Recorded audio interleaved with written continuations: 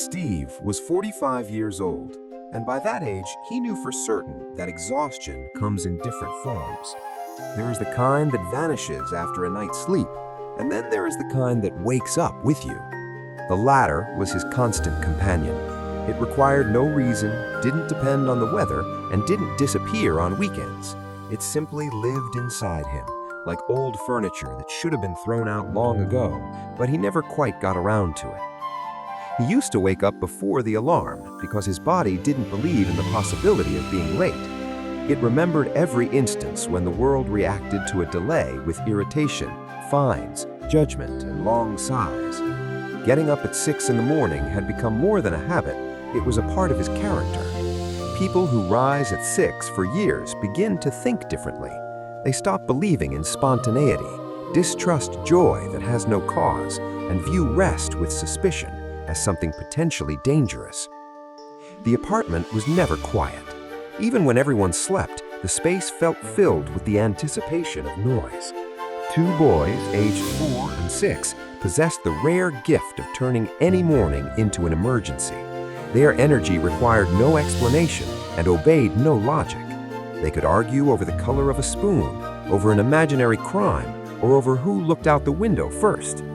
Steve loved them, but love for children is often expressed not in joy, but in endurance. Sarah, his wife, lived in a state of constant control. She wasn't mean or cruel. She simply understood too well that if she stopped holding everything together, no one else would. In recent years, her care had turned into a system of commands and reminders. She rarely raised her voice, but her silence could be louder than any scream. Steve had learned to guess her mood by the way she set her cup on the table. Work started early. Too early to be considered normal for a man who hadn't chosen such a life consciously. Steve drove to work every morning without remembering the road. His body performed the route automatically, as if the car knew it better than he did. Sometimes he caught himself thinking that if he ever took a wrong turn, he might just keep driving until he ran out of gas. The mistake happened on an ordinary day. It was devoid of drama, pathos, or malice. Data simply collided in the system. Name, surname, age. A colleague with a similar background appeared in the database as someone in need of urgent psychiatric observation. The medical system wasn't used to doubting numbers. People were secondary. And so the psychiatric hospital staff, acting calmly, confidently, and without unnecessary questions, took Steve away for treatment as mundanely as one might pull a file from an archive. They were absolutely certain that the error, if it existed at all, was somewhere else, but certainly not in their paperwork. Steve didn't understand what was happening at first.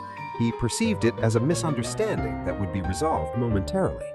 He was used to the world making mistakes, but he expected it to correct them. He tried to explain, but his explanation sounded too logical to be true. His calmness was interpreted as detachment, his exhaustion as apathy, his reluctance to argue as a sign of internal conflict. When they put the hospital gown on him, he felt an unexpected sense of relief. The gown was loose, devoid of shape or expectations. In it, it was impossible to look professional or inadequate. It erased the boundaries between roles. In that gown, Steve ceased to be a husband, a father, an employee. He became a patient, and a patient doesn't need to make decisions. His first night in the hospital was deep and heavy, like the sleep of a man who hadn't allowed himself to rest for far too long. He didn't dream. His consciousness simply switched off, as if someone had pressed a pause button. In the morning, he woke up not to a sound, but to a feeling of peace. It was so unfamiliar that he initially thought he had missed something important. But nothing happened. The world didn't collapse. The daily routine was startlingly simple. Rising without haste, food without choice, but also without the need to cook, walks without purpose, sleep without guilt. No one asked what he wanted to achieve. No one reminded him of tomorrow. Here, time didn't rush. Steve quickly realized that this place lived by its own laws. Behavior that was too normal aroused suspicion.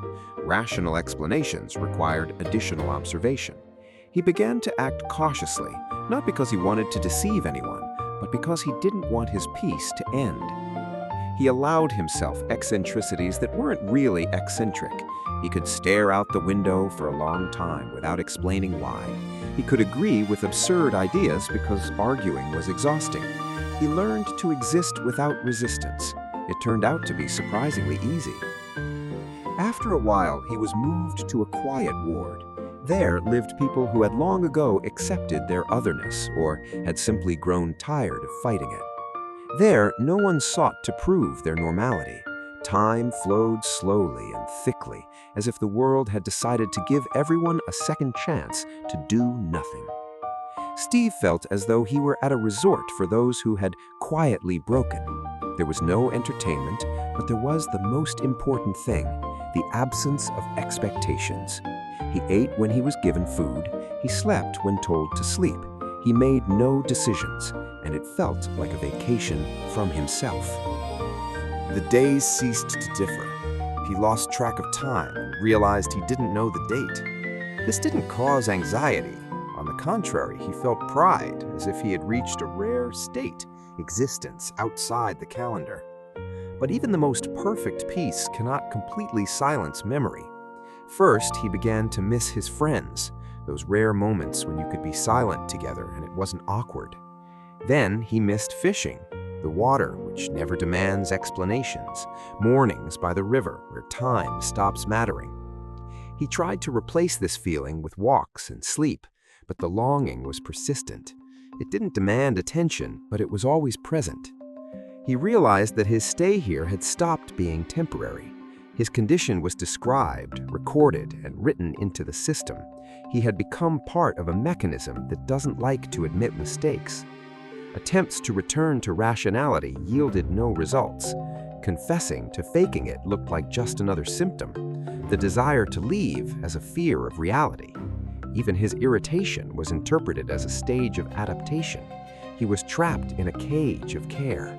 He wasn't held by force, but by attention, and that was the hardest part. The turning point came suddenly, when reality crashed into his sterile peace. The presence of Sarah and the children shattered the illusion of the resort instantly. The space filled with movement, noise, and demands. Everything he had run from returned at once and without warning. And it was in that moment that he realized he was ready to go. Not because he felt bad, but because he understood the difference between rest and escape. Peace without choice ceases to be peace. It becomes another form of imprisonment. The mistake was acknowledged, not immediately and reluctantly, but acknowledged. The documents were corrected, the gown was returned to the system. Steve left the hospital without a sense of victory. He didn't feel cured or renewed. He simply felt that he belonged to himself again. Home greeted him with noise, chaos, and the usual mess, but now he looked at it differently. He realized how much of his life had happened on autopilot, how rarely he had asked himself if he wanted this, or if he was just used to it. A week later, he sat on the shore of a lake with a fishing rod. The world was quiet. The water reflected the sky without comment. His phone lay nearby, silent. For the first time in a long time, he felt no rush. He realized that the psychiatric hospital hadn't been a mistake. It had been a pause. Sometimes a person doesn't need treatment. Sometimes they just need a place where nothing is demanded of them. The bobber twitched. Steve smiled. And he decided that he would no longer get up at 6 in the morning unless it was absolutely necessary. Because sometimes the craziest decision you can make is to finally allow yourself to be human.